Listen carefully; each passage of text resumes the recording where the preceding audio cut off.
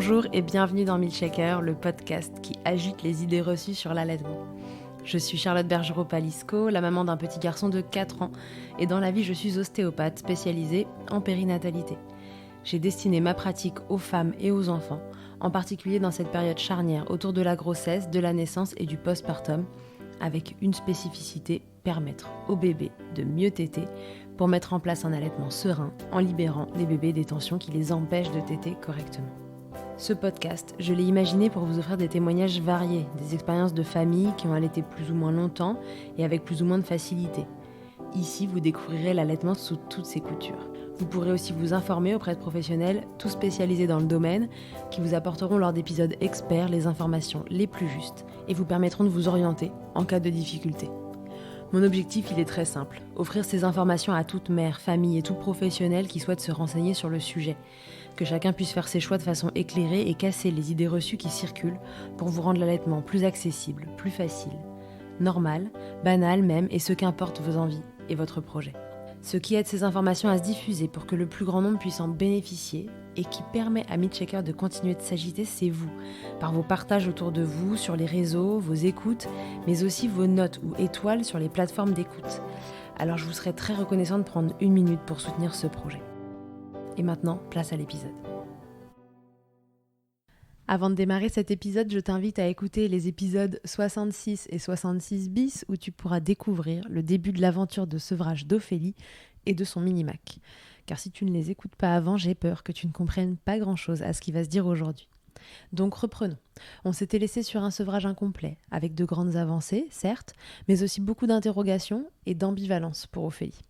Et là, on va la retrouver pour qu'elle nous raconte comment ça s'est fini.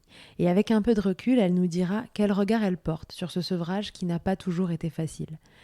Je ne vous en dis pas plus, à part que je suis ravie de la retrouver et que je vous spoil une dernière fois. Tout va très bien pour eux. Je vous souhaite une belle écoute. Salut Ophélie, je suis ravie de te retrouver dans Milkshaker. Moi, je suis ravie d'être de retour ici. En direct cette fois.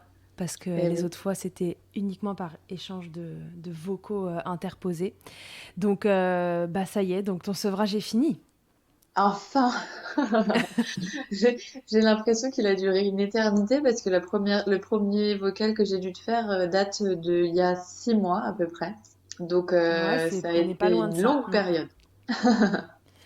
Tout à fait. Alors, on s'était laissé à la fin du 2e épisode sur ton sevrage, où il y avait quand même encore des hauts et des bas, mais bon, on était sur une bonne pente, quoi. On a cessé l'épisode sur une note positive, ça Oui, avançait. Mais oui. je sais qu'il y a encore eu des hauts et des bas. À partir de là, qu'est-ce qui s'est passé? Tu avais encore, la tétée du matin qui était indispensable, la tétée du soir, et puis en journée, tu en avais enlevé. Et puis la nuit, je sais qu'il se levait très tôt le matin, etc. Comment ça a évolué depuis ça? Et à quel moment tu t'es dit, maintenant, ça y est, stop, j'arrête, j'en ai marre, il faut que ça s'arrête, mais pour de vrai, en entier. Alors, je disais, on est resté sur 2 tétées pendant un moment, une le matin et une le soir. Et assez rapidement, en fait, on a essayé de remplacer la tétée du soir par un biberon. Je sais pas si avait évoqué ça dans le dernier podcast. Je pense qu'on en avait parlé. Donc du coup, on a un peu galéré à lui donner un biberon. Déjà parce qu'il était sensible au lait de vache et donc du coup, on voulait pas passer par du lait de vache et donc on a un peu tâtonné pour chercher un lait qui soit euh, avec un goût bon, parce que vraiment, Ouais. les laits qui sont à base végétale, rien que quand moi j'ouvrais les boîtes, ça sentait l'algue dedans et je trouvais ça, ça avait l'air vraiment mauvais. Je les ai tous goûtés, c'était vraiment mauvais. Donc je dis à mon bébé, écoute, vraiment c'est mauvais, mais mais on va tenter quand même. Jusqu'au jour où en fait j'en ai parlé à notre pédiatre et notre pédiatre nous a dit ah mais vous devriez essayer cette marque-là qui se vend en pharmacie et qui il n'y a pas de sucre dedans. Et enfin, elle nous conseille ça et elle nous dit c'est le moins mauvais en termes de goût de ce que j'ai comme retour. Et donc on a essayé celui-là et en fait première prise il l'a pris tout de suite. Donc pas des énormes quantités, hein. On a commencé je crois par 30 millilitres de lait en poudre. Ok. Donc vraiment c'était pas beaucoup mais c'était déjà une avancée. Mais oui, pour super. nous. Ouais. Du coup, ce qu'on faisait, c'est que le soir, je lui proposais le biberon, il buvait un petit peu et ensuite je le faisais téter jusqu'au jour où je lui expliquais que maintenant on allait faire que le biberon le soir. Donc on a fait sauter la tétée du soir et on a commencé à lui donner des biberons à la place de la tétée du soir et c'est passé super bien en fait. Ok. Parce qu'on se faisait un moment câlin et enfin, voilà, vraiment ça s'est passé comme une lettre à la poste d'enlever celle-là. On n'a pas eu de soucis particuliers, il a pas réclamé, voilà. C'est passé super bien. En journée, il réclamait plus et puis la nuit, il s'était habitué. On a quand même fait une transition sur plusieurs semaines. Donc, Mhm. il était habitué à plus téter la nuit. Par contre, il y avait encore cette tétée qui le faisait se réveiller très tôt, à 5 heures du matin. C'est un peu hard 5 heures, hein. Quoique vous êtes quand même agriculteur, Ben, peut-être que ça va avec votre rythme. Non, même pas. En fait, mon conjoint est déjà parti à 5 heures du matin. Donc moi, Mm. généralement, je suis toute seule à cette heure-là. Et donc, du coup, bon, déjà, c'est trop tôt pour moi parce que, à la limite, que mon chéri se réveille tôt, c'est une chose. Mais alors, moi, je suis pas du tout une lève-tôt. D'accord. Disons que 7 heures, c'est bien pour moi, mais 5 heures, c'est trop tôt. Moi, je valide Et, complètement cette théorie. et en plus, il se mettait à pleurer en fait le matin, mon bébé, et ça réveillait ma fille. Et en fait, moi, je suis toute seule Mm. avec les deux bébés parce que bon, elle a quand même que 3 ans et demi, et gérer deux enfants qui se réveillent à 5 heures du matin tout seul, c'est très compliqué.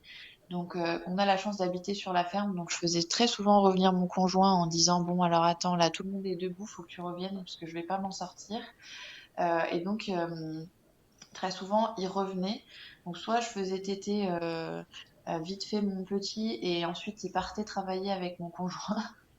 Donc, il Ok. le mettait en portage dans son dos et voilà, ils travaillaient. Ils étaient tous les deux et moi, je m'occupais de ma fille à la maison. Soit on arrivait un peu à gérer le dos et tout le monde restait dormir à la maison, mais c'était compliqué, tu vois. C'était vraiment pas un truc sympa. Ouais, Donc, puis du ça fait quand même coup, démarrer la journée dans un mood, tu vois.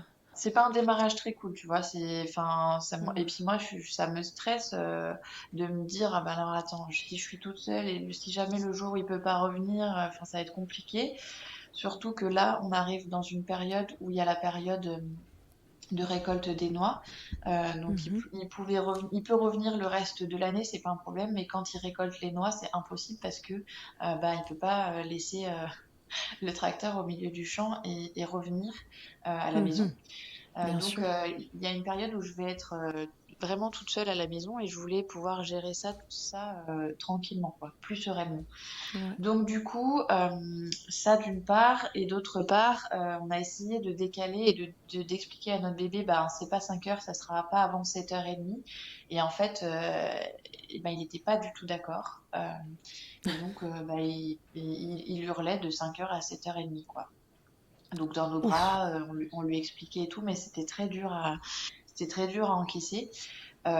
Jusqu'au jour où, en fait, on a tenu, hein, on a fait ça jusqu'au début août. Donc tu vois, on a tenu quand même longtemps, parce Ah que je oui. sais plus quand c'est la dernière fois qu'on s'est parlé, mais on a tenu longtemps avec cette tétée de 5 heures du matin.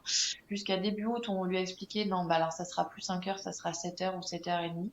On a essayé de changer ça quand on était en vacances. On avait une semaine, on est parti une semaine début août. On n'a pas Ouais. réussi. Et puis en fait, on avait une fête de famille où on a dormi à 40 dans un énorme gîte. On était 40 personnes et en fait, il a réveillé tout le monde à 5 heures du matin en faisant la sirène. Et là, du coup, je lui ai expliqué, je lui ai dit, écoute, tu sais, vraiment, c'est plus possible pour moi. Je te donne une tétée, celle-là, c'est la dernière. Alors, elle a été Mhm. très nulle parce que j'ai pleuré tout le long. Je lui ai dit, non, mais là, j'en peux plus. Enfin, bref. Cette dernière tétée, elle a été très pourrie. Vraiment, j'étais pas bien.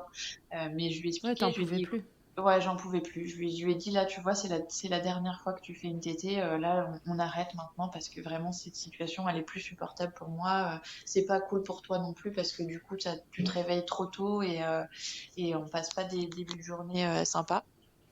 Mhm. Et j'étais en train de faire une forme de rejet complètement de l'allaitement. J'étais en train de détester en fait allaiter, de regretter. J'ai eu des moments où je disais à mon conjoint, franchement, si j'avais su, j'aurais pas allaité en fait. Enfin voilà. Du coup, j'avais pas envie de rester sur ça comme souvenir.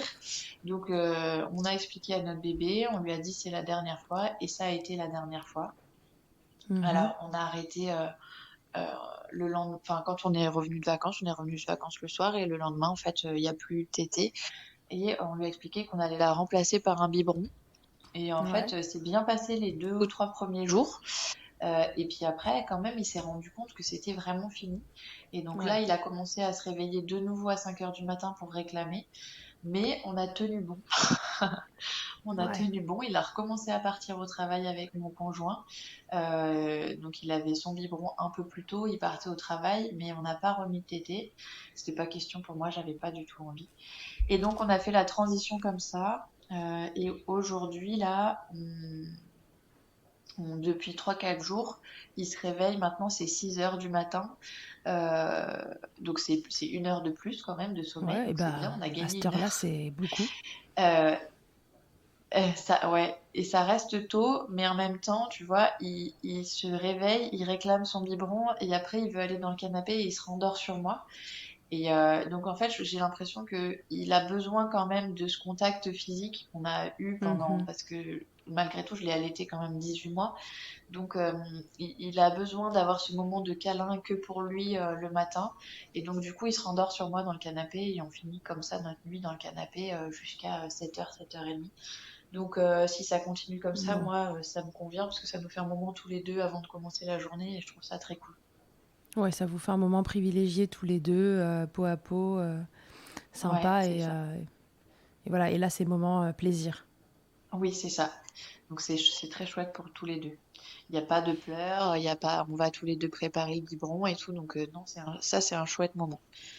Il n'y a pas de Qu'est-ce qui fait frustration. que cette fois-ci, c'était la bonne? Parce que on a commencé, tu vois, le premier épisode où en fait, tu démarrais un sevrage parce que justement déjà, tu avais eu des phénomènes d'aversion à l'allaitement, que tu as eu ces sensations de rejet, de je veux plus qu'on me touche, etc.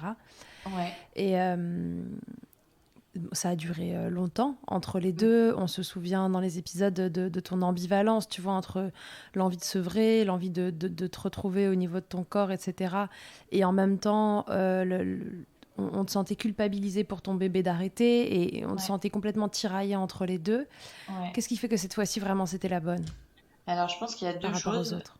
Euh, à mon avis, il doit y avoir deux choses vraiment qui ont fait que c'était bon pour cette fois. Il y a une grosse barrière psychologique parce que j'ai allaité ma fille 19 mois et 5 jours, donc Ah, ma première. Et donc, du coup, j'avais envie de, tu vois, il y a toujours ce truc de il faut que je donne la même chose à mes deux enfants.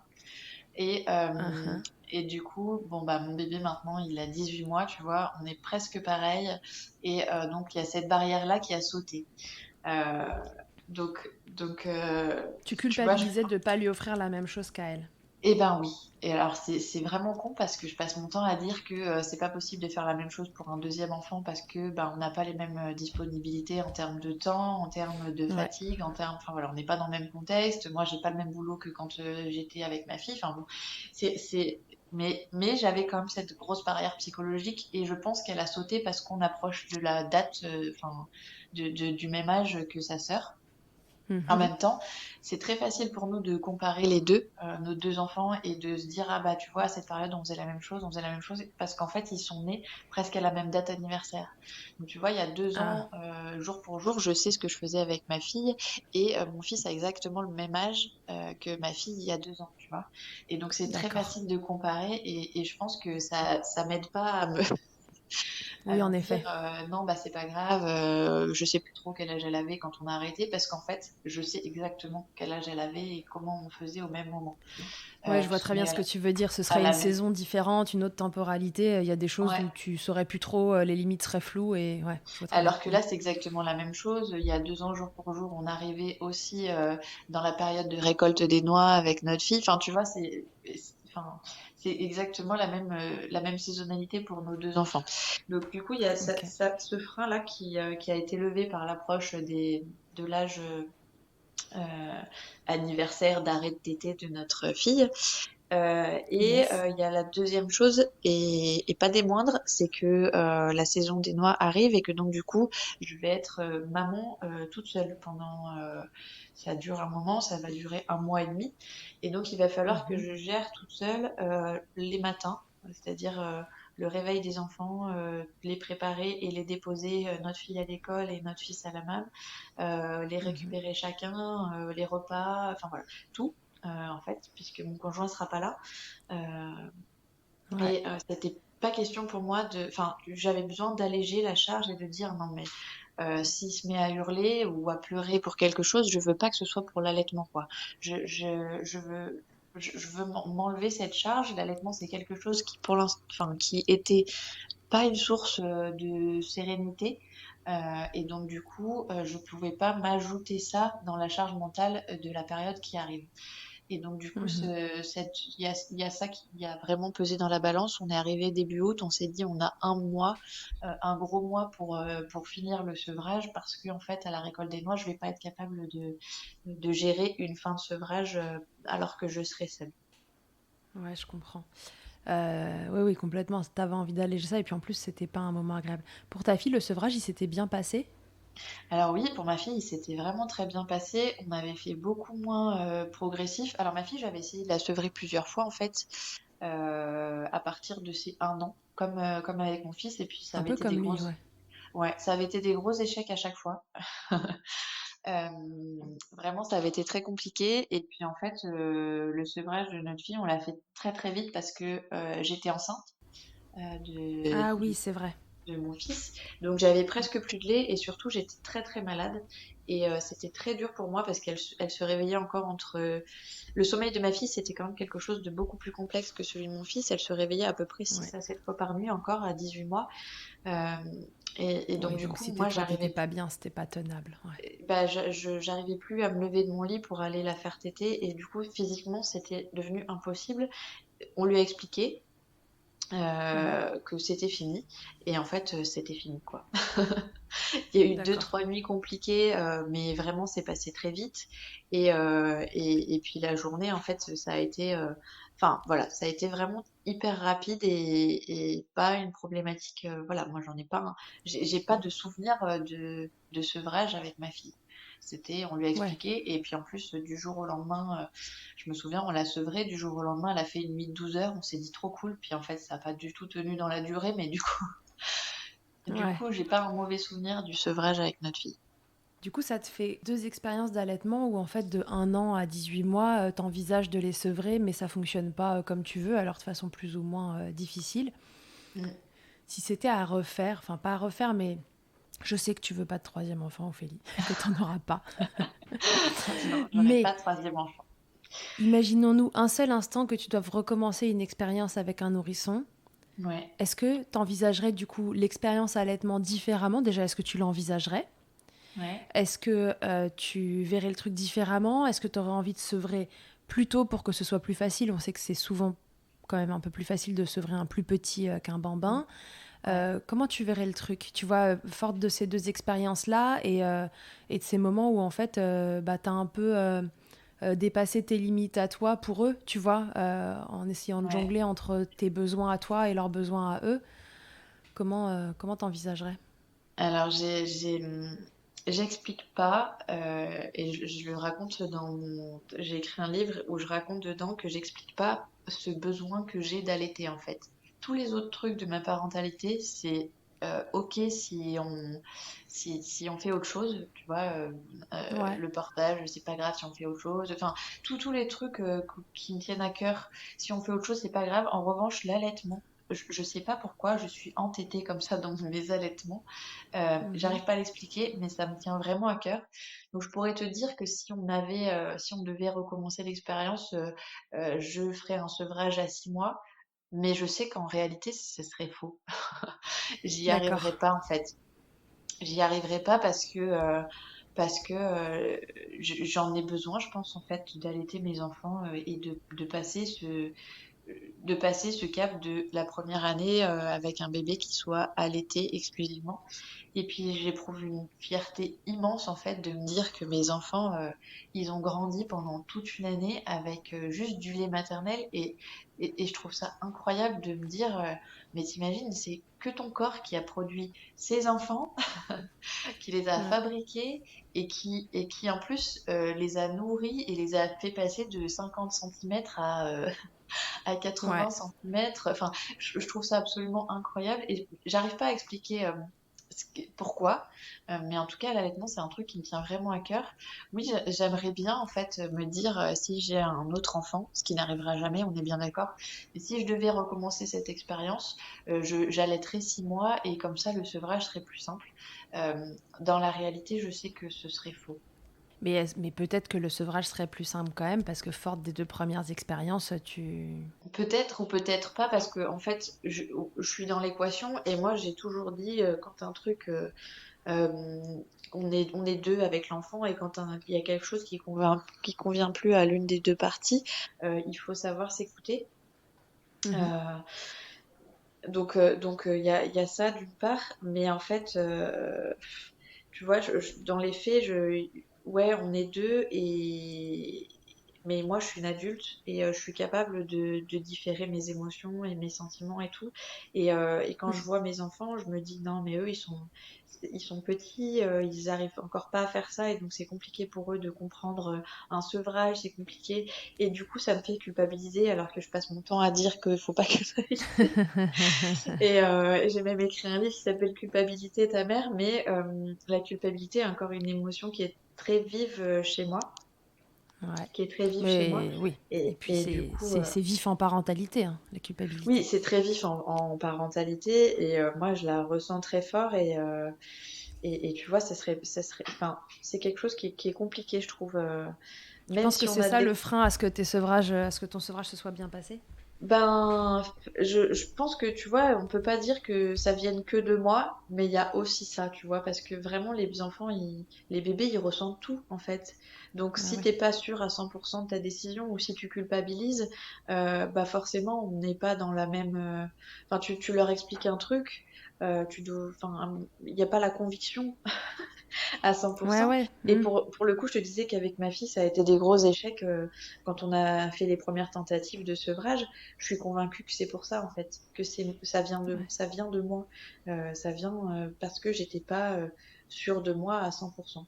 Je n'étais pas Ouais, ouais. prête à aller dans cette confrontation. euh, qui est saine en fait parce qu'ils ont le droit d'avoir de la colère, ils ont le droit d'exprimer du mécontentement, mais j'étais pas prête à y aller quoi. Ouais, ouais, je comprends.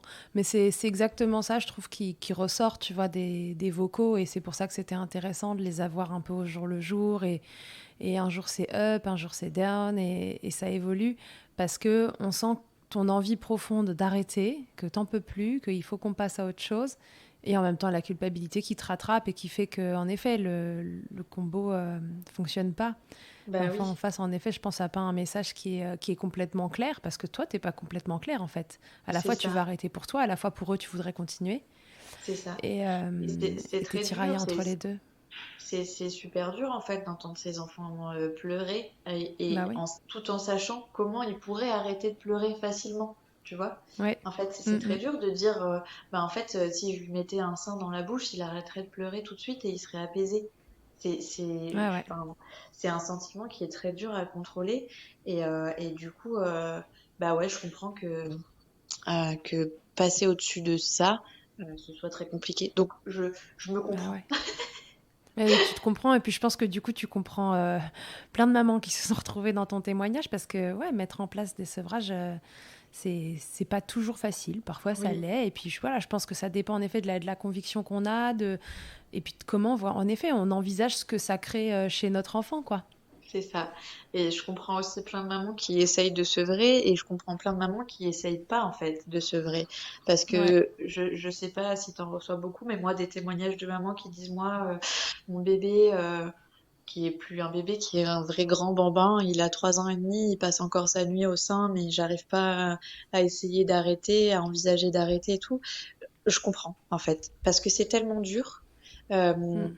c'est tellement dur de le faire que je les comprends. Ouais, on se dit dur ou dur, restons comme ça, on bouge rien. Ben, en fait, c'est ça, enfin, si on n'est pas prêt. Et puis, il y a aussi le fait que, en fait, moi, j'ai été épaulée par mon conjoint pendant tout le sevrage. Ouais, Mais ouais, qui t'a dans les vachement faits, aidé.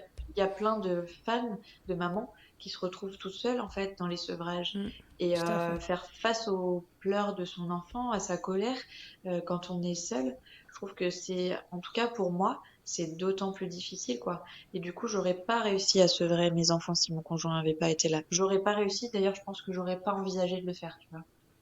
Ouais, oui, parce qu'il te fallait du relais à ce moment-là. Ouais, Bien sûr. Ça te manque carrément. pas du tout alors? Pas du tout.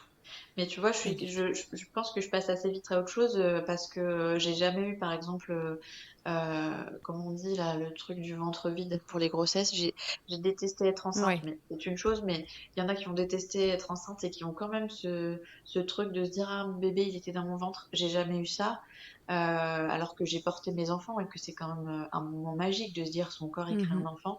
J'ai jamais eu ça. Quand j'ai arrêté mes allaitements, pour ma fille, j'ai jamais eu de manque, j'ai pas eu de nostalgie. Pour mon fils, ça me manque pas non plus. En fait, les choses, elles évoluent. Et moi, je prends ce qu'il y a à prendre et mes enfants, ils grandissent. Je trouve ça super cool. Les câlins, ils sont toujours là, ils sont autrement et ils sont toujours aussi cool. Et donner des biberons alors, ça donne quoi? Bah, les biberons, en fait, c'est un moment que je trouve hyper chouette et c'est ce que je disais un jour sur les réseaux sociaux. J'ai jamais donné de biberon à ma fille, donc je ne savais pas du tout comment c'était. Ça a été Mhm. très galère d'intégrer le biberon pour notre fils. D'ailleurs, la pédiatre nous avait dit, vous y arriverez pas maintenant qu'il a tété, fait que des tétés pendant 1 an, ça m'étonnerait qu'il prenne le biberon. Donc il prend le biberon tous les Ouais. matins et tous les soirs. Et en fait, c'est un moment de calme et de sérénité. Ça va très vite à boire un biberon, donc c'est beaucoup plus court qu'une tétée. Et en même temps, il est là, il est posé dans nos bras, il est content, il le prend tout seul, il joue avec nos doigts et tout. Enfin, c'est un moment que j'adore. Vraiment, je prends beaucoup de plaisir à faire le biberon avec lui, parce que maintenant, en plus, il a 18 mois, il commence à mettre les petites dosettes dans son biberon, il est tout content. Enfin, c'est un moment que je trouve très chouette. Ouais. Et c'est un grand moment de câlin et moi, je pense que on l'aime, on y tient tous les deux, quoi. Bon, comme quoi on peut vouloir profondément allaiter, penser que c'est d'ailleurs la seule chose possible, Ouais, au moins dans les démarrages de vie. Et ouais, puis voilà, après un sevrage, adorer donner des biberons et tout, voilà, ça fait un beau ouais. témoignage Oui, c'est chouette. Et de tout puis ce tu qui vois, peut se passer autour de l'allaitement. c'est cool parce que avec ma fille, du coup, l'allaitement s'est arrêté. Elle avait 19 mois et il y a eu des câlins bien sûr, mais il n'y a pas eu ce petit moment le matin où on était, où je lui donnais à manger finalement dans mes bras parce que tu vois en fait, Mhm. une fois qu'ils arrêtent de téter, une fois qu'ils arrêtent le biberon, bah ils mangent plus dans tes bras, ils mangent dans une chaise Oui. et ils mangent assis. Et en fait, bah ça c'est un moment que je prolonge un peu avec mon fils et je trouve ça vraiment cool. Mm. Ouais, ouais. Bon, et puis après, tu vois, moi, le mien, il a arrêté ses biberons il n'y a pas longtemps. Et puis à un moment, il te dit le biberon, laisse-moi dans le canapé. Il se prend un bouquin, il prend son Oui, biberon en mais même c'est temps. bien aussi, Et tu toi, t'es vois, là, les il est où choses, mon gars, hein? Mais ouais, ils les grandissent même choses, avec un elles biberon. évoluent, ils grandissent, c'est cool, ils vont faire plein de nouvelles acquisitions. Enfin, c'est trop chouette. Notre fille, elle va à l'école depuis hier, enfin, tu vois. Et Mm. donc non, non, moi, je trouve ça vraiment bien d'être. Enfin, j'aime bien en fait les observer et être le témoin de ça, de tous leurs apprentissages, leurs acquisitions. Ils sont contents, en plus, ils sont fiers quand ils font quelque chose de nouveau et Ouais, tout. Enfin, donc, et ils en sont conscients quand ils grandissent, et ça, je trouve ça vraiment cool, quoi. ouais, c'est génial. Bon, bah c'est cool, Ophélie. Je suis contente de t'avoir retrouvée plus apaisée que la dernière fois Et- bah qu'on oui, s'était quitté. Oui, bah ouais, parce qu'on était quand même encore. Enfin voilà, c'était pas fini. Il y avait on était plein dans de le choses dur qui avaient encore. Ouais. énormément avancé, mais c'était pas abouti. Tu savais pas comment Ouais. ça finirait, quand et si ce serait difficile encore. Donc, bah, c'est agréable de te sentir apaisé comme ça, de voir que ça y est, t'es plus en accord avec toi-même, en tout cas, et que Ouais. ton loulou il va très bien et que tout se passe bien. Et voilà, Oui. ça fait une belle fin à cette histoire de sevrage qui, ma foi, Ouais. n'était quand même pas des plus simples. Non, c'est sûr. Ah oui, il y a une question qui est revenue plusieurs fois aussi par rapport aux engorgements et comment sont allés mes seins pendant ces 6 mois. Parce que Ah, ouais. je crois qu'on l'a pas du tout évoqué. Non, c'est Euh, vrai, on l'a pas évoqué. Mais t'en parlais euh, pas, donc on se disait que ça allait. Bah oui, en fait, mais du coup, on m'a posé la question plusieurs fois parce que c'est vrai qu'il y a des mamans qui essayent de sevrer et qui font face à ça, Oui. des engorgements et tout. Je n'ai pas du tout eu affaire à des engorgements. J'ai même pas eu les seins gonflés une seule fois pendant 6 mois. Euh, Bon, donc mes bah seins voilà, ça étaient a le mérite prêts d'être bien clair. avant moi. C'est dommage. Voilà, depuis qu'on a arrêté complètement, pourtant il tétait tous les matins, il y avait encore du lait. Depuis qu'on a arrêté complètement, j'ai pas dû tirer mon lait une seule fois. Voilà, je produis encore du lait puisque quand j'appuie, il y en a Ouais. encore qui sort, mais zéro engorgement, pas de fuite, rien. Voilà, donc comme quoi, c'est pas toujours la cata. Et puis, fonction de l'âge de l'enfant, du type de Oui, lactation qu'on avait, enfin vraiment, on n'est pas tout égal face à ces trucs-là. Mais ouais, évidemment, c'est un sujet dans le sevrage. Il faut se méfier des éventuels engorgements oui, que vous avez. Je rappelle qu'on reste jamais plus de 24-48 heures avec un engorgement et que si ça persiste, on consulte avant de tourner à la mastite. bah oui. Voilà. Et vous avez plein de conseils. Je ne sais plus le numéro de l'épisode. Je vais vous le retrouver tout de suite pour que vous l'ayez. Céline a été très généreuse. Elle vous a donné tous ces tips possibles et imaginables pour drainer un engorgement pendant les 48 premières heures. Mais on vous les donne, ces tips. Mais par contre, on vous fait confiance. Si ça dure, vous allez consulter. Hein, parce que moi, je veux pas que Milkshaker soit la cause des mastites et des abcès. C'est hors de question. C'est l'inverse, normalement. On est là pour vous aider. Alors, tac, tac, tac. Et bah, l'épisode, c'est le 58 avec Céline Bourganeuf, engorgement, mastite et abcès. Pour savoir la différence entre les trois, comment on passe de l'un à l'autre et comment on s'en sort surtout, parce que c'est le plus important. Voilà. Ok, trop bien. Ophélie, il y avait autre chose que tu voulais nous dire avant de partir? Tu dirais Eh quoi du coup à ben, une maman qui envisage de sevrer son bambin là? C'est quoi ton meilleur conseil? bonne chance. Bon courage. Non, mais je dirais que le truc le plus important, c'est d'être sûr de soi et enfin, voilà, de sûr de sa décision, d'avoir envie de le faire et que si elle peut avoir du relais, pour moi, ça a été vraiment indispensable. Très bien. Ophélie, je te fais passer à l'interview Fast Milk parce qu'on ne l'avait pas faite et que moi j'aime bien cette interview. C'est quoi ta tétée la plus insolite? Ah, punaise, en plus, BD, elle m'en avait parlé de ça et du coup, j'ai oublié de réfléchir. Ma tétée la plus insolite. Oh, oh là là, alors attends. Un endroit, une position, un contexte. Ben, non, franchement, là, tout de suite, je dirais.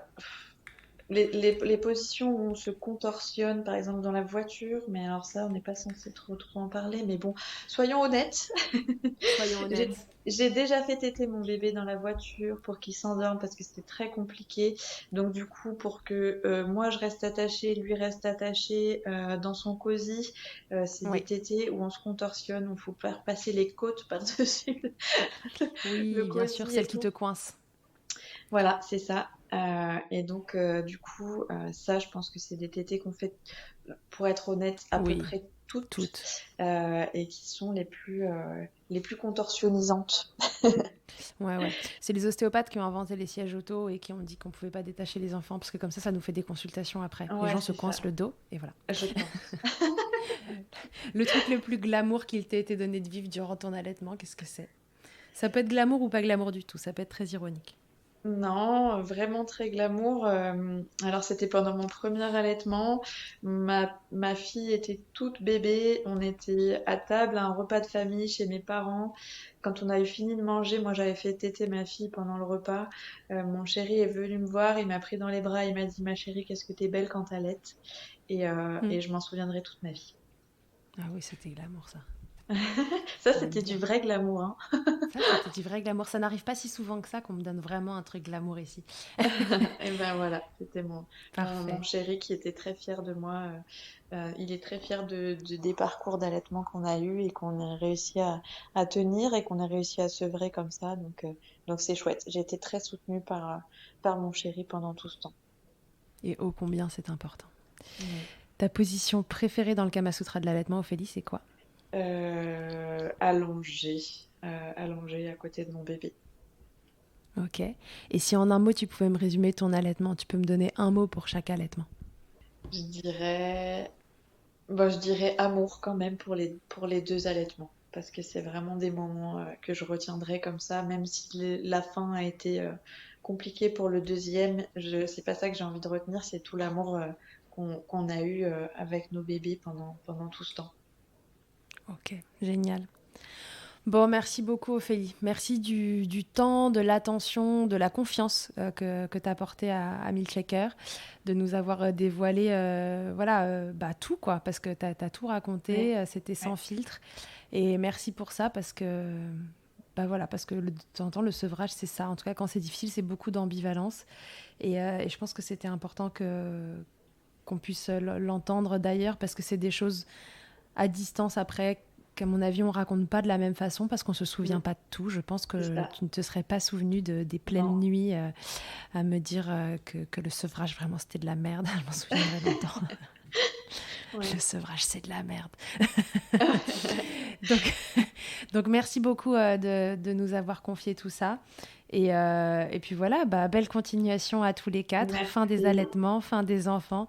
Je te souhaite de continuer de les voir grandir, évoluer et faire leurs acquisitions et de continuer de t'émerveiller avec eux et pour eux. Et voilà, ravie de t'avoir croisé dans Milkshaker. Et belle continuation à vous 4. À bientôt. À bientôt, Ophélie. Merci d'avoir écouté cet épisode. S'il t'a plu, je te rappelle que tu peux t'abonner, noter sur ta plateforme d'écoute préférée et faire voyager ce podcast pour que l'information circule au maximum. Et si toi aussi ton histoire vaut le coup d'être entendue, que tu as envie de réagir à l'un des thèmes abordés dans le podcast avec ton expérience, tu as la possibilité de me laisser un vocal de maximum 5 minutes pour me raconter ton histoire ou un épisode marquant de ton allaitement. C'est très simple, tu te rends sur mon site internet milkshaker.fr, tu cliques sur le lien qui s'affiche pour témoigner et peut-être que tu t'entendras bientôt dans un épisode. Toujours sur milkshaker.fr, tu retrouveras tous les épisodes enregistrés depuis 2020. Ils sont là pour t'apporter toujours plus d'informations et de transmissions autour de l'allaitement maternel. Enfin, si tu me cherches en tant qu'ostéopathe, pour toi ou pour ton bébé, tu peux me retrouver à Suresnes, dans les Hauts-de-Seine, au centre IG4U que j'ai créé en 2020. Tu y trouveras aussi une équipe de thérapeutes spécialisés dans la prise en charge de la femme et de l'enfant. Pour plus d'infos, rendez-vous sur le site ig4u.com, IG ça s'écrit YGY, et sur Doctolib pour la prise de rendez-vous. On se quitte en musique avec Emma et son titre Blinded, écrit et composé en collaboration avec Nemen. Je te dis à très vite pour un nouvel épisode, mais d'ici là, à tous, n'oubliez pas, prenez soin de vous, milkshaker autant que vous le voudrez et bousculons ensemble les idées reçues sur l'allaitement maternel.